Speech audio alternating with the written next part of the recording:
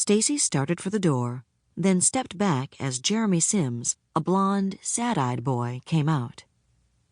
Looking out from under the big straw hat he was wearing, he glanced somewhat shyly at us, then gave a nod. We took a moment and nodded back. At first, I thought Jeremy was going to say something. He looked as if he wanted to, but then he walked on past and went slowly down the steps. We all watched him.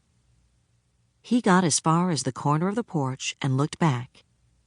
The boys and I turned and went into the store. Once inside, we stood in the entrance a moment, somewhat hesitant now about being here. At the back counter, 2 of the storekeepers, Thurston and Newbery Wallace, were stocking shelves. They glanced over, then paid us no further attention. I didn't much like them. Mama and Papa didn't much like them either. They didn't much like any of the Wallaces, and that included Newbery and Thurston's brother Caleb and their father, John. They said the Wallaces didn't treat our folks right, and it was best to stay clear of them. Because of that, they didn't come up to this store to shop, and we weren't supposed to be coming up here either. We all knew that. But today, as we had walked the red road toward home, Aunt Callie Jackson, who wasn't really our aunt, but whom everybody called that because she was so old, had hollered to us from her front porch and said she had the headache bad. She said her nephew Joe was gone off somewhere, and she had nobody to send to the store for head medicine. We couldn't say no to her, not to Aunt Callie. So, despite Mama's and Papa's warnings about this Wallace place, we had taken it upon ourselves to come anyway. Stacy had said they would understand, and after a moment's thought had added that if they didn't, he would take the blame, and that had settled it. After all, he was 12, with 3 years on me, so I made no objection about the thing. Christopher John and Little Man, younger still, nodded agreement, and that was that. "Now mind what I said," Stacy warned us again, then headed for the back counter and the Wallaces. Christopher John, Little Man, and I remained by the front door looking the store over. It was our first time in the place. The store was small, not nearly as large as it had looked from the outside peeping in. Farm supplies and household and food goods were sparsely displayed on the shelves and counters, and the floor space, too, while on the walls were plastered posters of a man called Roosevelt. In the center of the store was a pot-bellied stove, and near it a table and some chairs. But nobody was sitting there. In fact, there were no other customers in the store. Our eyes roamed over it all with little interest. Then we spotted the 3 large jars of candy on one of the counters.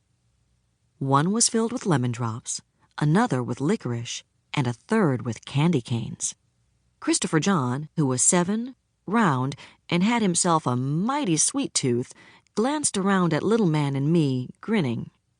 Then he walked over to the candy jars for a closer look. There he stood, staring at them with a hungry longing, even though he knew good and well there would be no candy for him this day. There never was for any of us, except at Christmas time. Little Man started to follow him, but then something else caught his eye.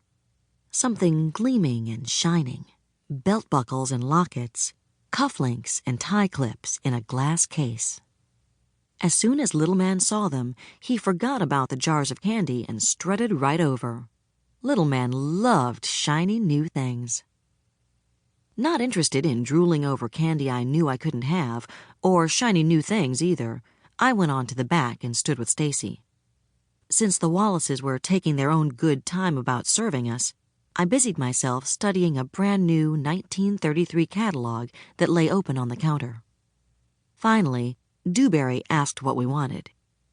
Stacy was about to tell him, but before he could, Newbery's eyes suddenly widened and he slapped the rag he was holding against the counter and hollered, "Get them filthy hands off of there!" Stacy and I turned to see who he was yelling at. So did Christopher John. Then we saw Little Man. Excited by the lure of all those shiny new things, Little Man had forgotten Stacy's warning.